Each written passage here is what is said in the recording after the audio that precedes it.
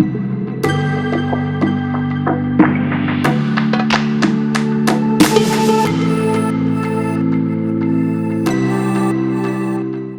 our speaker who joins me initially is from DG Environment, where he is Director for Sustainability and Income Support. His name is Pierre BASCOU. He was previously head of unit responsible for agricultural policy analysis and perspectives. And he is a whiz because he received his PhD in agricultural economics from Imperial College London and is an ingénieur in agronomy from Toulouse. So here you are with me. So lovely to have you here. I hope I can engage you in a short conversation, because obviously where we are coming to in this event is how functional agrobiodiversity really can contribute to the new common agricultural policy. Let me say to our audience, remember, burning question for this gentleman, put it in the Q&A and keep it super, super short. So let me ask you very pointedly, why is functional agrobiodiversity so relevant for agriculture as a whole, but obviously also for the common agricultural policy? Bonjour, and thank you very much, Katrina, for this introduction. Well, just to precise that I'm from DG Agri, not from... What did I just say? Did I say DG Environment? From DG Environment, but it doesn't matter. Well, that's dreadful, because do you know, how weird is that? European Commission. No, but how weird is that? Because I just said I do a lot for DG Agri, and I'm about to come to that now, and then stuck you in the wrong Directorate General. No. Anyway, but hang on. Somebody did say to me in an event the other day, we all speak with the same voice, Katrina. So there you go. Exactly. We are all from the European Commission. You're all from the European Commission. So tell us why it's so relevant for agriculture. Tell us why it's so important for the common agricultural policy. Yes. No, thank you very much. Well, first of all, I would like to thank you, and I think to thank the organizers for inviting me, because as you said, I think it has been a very interesting and very lively, and I would say, I think, quite fabulous. I think first part, of the seminar, so I really enjoyed it, and I mean it. So thanks a lot for that. So directly to your question, why I think functional agrobiodiversity is relevant and important for agriculture, but more generally, I think for the common agricultural policy, I would like to mention, I think, three elements. I think the first one, and it has already been mentioned by Felix, I think earlier in this seminar, is that agriculture is largely dependent on ecosystem services provided by this functional agrobiodiversity. It referred, I think, to insect pollination, natural pest control, soil quality, nutrient cycling, etc. They are all very important for agriculture and in supporting sustainable agricultural production. The second element, and it was already explicited, is that agriculture is one of the many factors that has led to the decline in biodiversity, not only in the FAB, in the functional agrobiodiversity, but in the general biodiversity, and mainly through unsustainable intensification, specialization of farming practices, and also in other parts of the EU, due also to abandonment in agricultural production. And I would say, and the third reason why FAB and the FAB measures are so important for us and for the CAP is that at policy level, the European Commission is promoting a new growth model, which is sustainable, which wants to be sustainable, climate neutral, resilient, but also competitive. This has been announced in the European Green Deal in December 2019. It has also been translated for agriculture and the food system in the related strategies, biodiversity strategy on one side, but also the farm to fork strategy. So the FAB and these agricultural practices that will support the functional agrobiodiversity, such as agroecology, agroforestry, crop rotation, etc., will be really key in achieving, I think, this transition towards sustainability for agriculture, but also sustainability for the whole food system.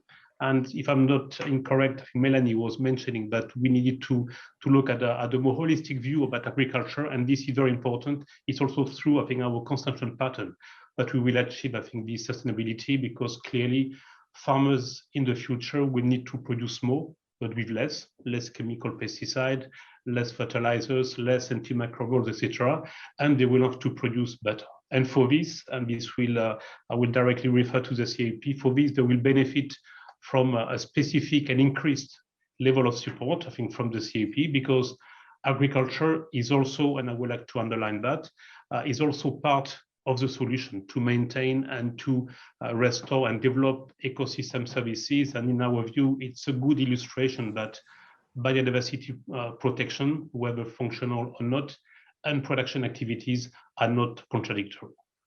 Yeah, absolutely. Thank you. And there you said, this is key. So it's right there at the heart of the European Green Deal, farm to fork strategy, key to a sustainable transition. So the obvious thing to say, therefore, how can the CAP better promote the contribution of functional agrobiodiversity and support its measures? And let me just pop in something that we heard there again in the policy recommendations that, I think that the farmers, a lot of it is about co-creation. You're going to get more uptake with co-creation, and it's just going to work better when it's implemented with co-creation. And we're a bit concerned that the CAP doesn't really promote that. So perhaps you can squeeze that in as well in your answer. Okay.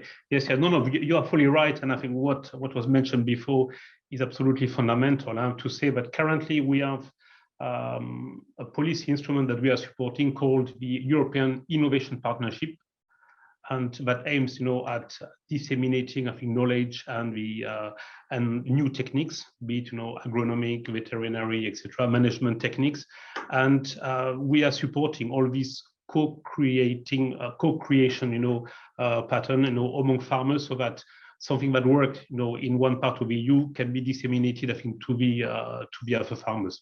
But more generally, I think for the future CAP, clearly, I think we need to improve, I think, the biodiversity performance of the policy. And again, when I talk about biodiversity, I cover both the functional one and the more general biodiversity. And of course, we need to improve, I think, the manner by which we support farmers, I think, in the transition towards, I think, these more sustainable agricultural practices. And for this, the Commission has put a proposal on the table more than 3 years ago. It's a long co-decision process. In June 2018, the Commission put forward a proposal for the future design of the Common Agricultural Policy, and that aims at improving the sustainability and the biodiversity performance, and that rely on 3 key actions that I would like to clarify. So first one is that we have proposed to introduce a new system of granting support, I think, to the farming community, and we call it the new delivery model, which is based more on performance, so paying for an output than paying, I think, for farmers for the compliance to some specific requirement, which is based also on the strategic planning, and this is absolutely fundamental because we need to be able to support farmers, I think, to do the right thing for the right purpose. And we also want to offer much more subsidiarity, because when we talk about co-creation, we talk about, creating specific, practices and having access to specific support adapted to local condition. And for this, we need to give more room for maneuver, more flexibilities to the member states to adapt the common, policy framework, I think, to the needs in the future, and also a new system, a new delivery mechanism, which is much more coherent with what exists in terms of environmental legislation, climate legislation, energy legislation, etc. So something which will make, I think, the future system, the future CAP, much more effective and much more efficient. The second action that we have proposed is what we call in our jargon a reinforced, toolbox, because there are different financial incentives that already exist in the CAP. In the future, we would like to improve, I think, this toolbox, I think, available for farmers. And there, I would like to mention first that we have proposed, and hopefully, I think we'll obtain an agreement about that in the next few days. We have proposed a new set of standards that farmers will have to respect in order to have access to public support under the CAP. And for that, we have integrated the current obligation under the greening part, so related to crop rotation, related to on-farm biodiversity, related to the protection of permanent grassland. And also we have added some new elements in this mandatory standard that relate most notably to protection of peatland and wetland, which is also extremely important for biodiversity. The second element in this toolbox that I would like to refer, and which is absolutely fundamental, is we have proposed a new policy tool called Eco Scheme, which is meant to be really in the future a game changer in the support, I think, to farmers and in the uptake of farmers of this financial support to engage and achieve, I think, this transition towards, sustainable farming systems. And of course, this eco scheme, and I can come back later on this policy instrument, will be complementary and well articulated with the already existing, existing instrument in the second pillar. And there, I would like to underline, because this was mentioned, I think, by if I'm not mistaken, by the French colleague, eco schemes are part of direct payment, which represent an annual payment, but they can cover, and we encourage that also, they can cover long-term commitment by farmers. So this shouldn't be mistaken. So last element that I would like to mention is the specific role of research and innovation. This has been mentioned in one of the recommendations. This is absolutely fundamental, but we continue to invest in research in agriculture and in the food sector, and the Commission has proposed, and it has been accepted, to double, I think, the size of the research budget. I think for research and innovation, we need to invest more. We need to improve the access, I think, of this of the product of the research. I think the access to this new knowledge which has been created, and this for three reasons. Because first, for biodiversity, we need to improve the way we measure and we monitor biodiversity at farm level. Because so far, I think this monitoring is to some extent, I think, is not optimal.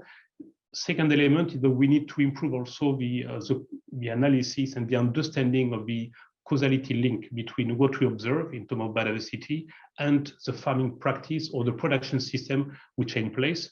Because I think we can rely, I think, on research by scientists, but this is important to have, a better understanding, at each region, and when I talk about region, I talk about, homogeneous, pedoclimatic areas. We need to better understand this link between agricultural practices and production systems and the biodiversity. And the last element on research that I want to mention is that we need to be in a better position to accompany, to support farmer in this transition to sustainability and in this change of practice. And we heard, I think, from Flemish farmers, from these French farmers, Luxembourgish farmers, I think but I think they're all willing to take risk, to address these new challenges. But for this, they need to be accompanied, they need to be supported by advisors, by researchers, by public administration, etc., etc. So this is absolutely fundamental. And this three elements, research, innovation, the new policy toolbox, and the new system of granting public support, I think, will be absolutely fundamental in the future to really convert, I think, what is already taking place at farm level, but I think to convert that, I think, for all the 10 million farmers, I think, which are currently working in the EU.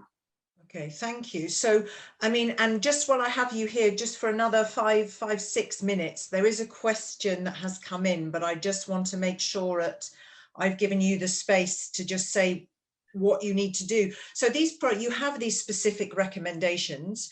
You heard them, you said, and you've referred to some of them here very, very clearly.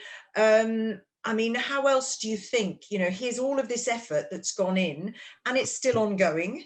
And we heard that there still needs to be an analysis on the cost benefits for farmers, for society. We had a question that came right at the start about that. So it is a work in progress, but how can it take account, the CAP of these specific recommendations? Just 2 or 3 points, and you are welcome to speak, and so can I, a little bit slower, because we will probably explode the heads of the interpreters. Voila. Okay. They'll have my guts for garters. Okay, I'm sorry. I'm French, and I'm French from the south of France, so we tend to speak very fast. So I will try to slow down. No, just only a little. Okay, only a little, but I prefer to speak in English than in French, so that I want to give you the pleasure to listen to the voice of this French interpreter. Maybe 2 or 3 elements that I would like to mention, and I took some notes, I think, on the first part. On the financing element, it's clear that, as I said, with the reinforced toolbox and the implementation of the eco schemes, we are going to provide, I think, farmers with more instruments, much more flexible instruments, and also instruments that can be articulated together between the first pillar and the second pillar, between short-term commitment and long-term commitment, to refer to one of the issues regarding the risk of double funding. in the future, this risk, I think, will disappear because double funding is clearly, we want to avoid financing with public money the same requirement on the same parcel, but clearly in the future on the same parcel, there will be the possibility for farmers to be supported through both the first and the second pillar. So from both, I think, from the eco scheme and from the agri-environmental measures, for instance, or cooperation measures. But this, and this is very important to underline, this choice will be given to the member state. This will be the member states that will design in the future, I think, the strategic plan. As I said, we have a new delivery model. We set, I think, the main objective, the key policy instruments, the budget allocation, but all this will have to be translated by the member states. All these policy decisions, all these choices between measures, etc., what need to be supported or not, this will be done by the member states, approved by the Commission, but the member state will see on the ground at local level what makes sense, what is best, I think, for the environment, for the economic development, for both, very often. I think it is in synergy. So there will be the possibility much more than what we currently have. So that's the subsidiarity element you referred to as well previously. Yes, you said the flexibility to the member states. Yes, and this is very important because it will demultiply and offer great leverage. I think in terms of having access to financial support for farmers and having access to financial support for measures which are relevant for them. Because we need to learn, I think, about the lesson of what we have now, the greening, which is an approach which is close to a one-size-fits-all approach, and where we saw that I think it was not optimal, I think, in terms of delivering in terms of performance, but also in terms of delivering for the farmer. So I think this would be very important. And in this context, I think there will be also the possibility to support result-based approach. So not only supporting farmers for specific requirement, but also in terms of supporting farmers for the outcome. For the improvement of biodiversity, improvement of water quality, improvement of soil quality, etc., etc. One element which is fundamental and on which I would like to stress, I think, is the need, I think, for what we called, and this is in our legal proposal, impartial and independent access to impartial and independent advisory services. This, I mentioned that before, this is absolutely so this is partly when Felix was talking about the vital role of the advisory services, and because all of these approaches are not known widely, and they need to be specifically customized. Because frankly, we know a lot. We have a lot of knowledge, not only about new technologies, artificial intelligence, robotics, etc., but also in terms of agronomy, in terms of animal husbandry, etc. But we need to disseminate that. And for this, we need advisors. We need to be able to finance the training of advisors.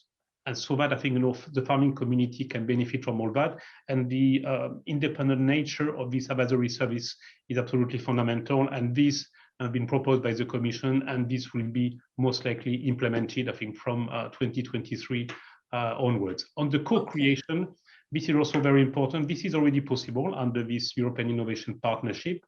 We want to further develop, I think, this possibility, not only for farmers to cooperate and co-create, I would say, management techniques to optimize, I think, their economic development, but also to have access to this cooperation to also reach and address, I think, some environmental and climate objectives. It will be very important. If we talk about biodiversity, there's no point in planting a few trees or an edge in the middle of nowhere. It is important to have a landscape approach to do that, I think, on a landscape scale. So this is important that farmers get together to build, these projects that can make sense at more global level, but to which each individual can contribute. This is already possible, currently, but this is only used by one member state, Netherlands, to name it. But in the future, we want to boost, I think, this possibility so that farmers, which are part of the solution, get together and also make proposal, I think, for having access to this support, and make proposal that goes into the sustainability objective.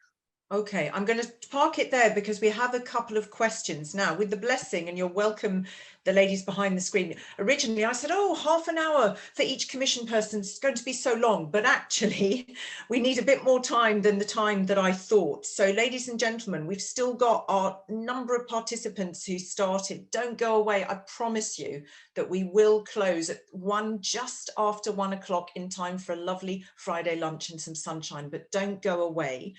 Don't speak too fast, Pierre, just very concisely, if I might ask, in answer to 2 questions. Now, I was actually going to come back on the eco schemes, and you said yourself, but for are eco schemes truly a source for additional income for farmers, or do you just take the money away from the basic income support and afterwards offer it to farmers depending on additional requirements that are addressed by the eco schemes? Just try and keep it not too fast.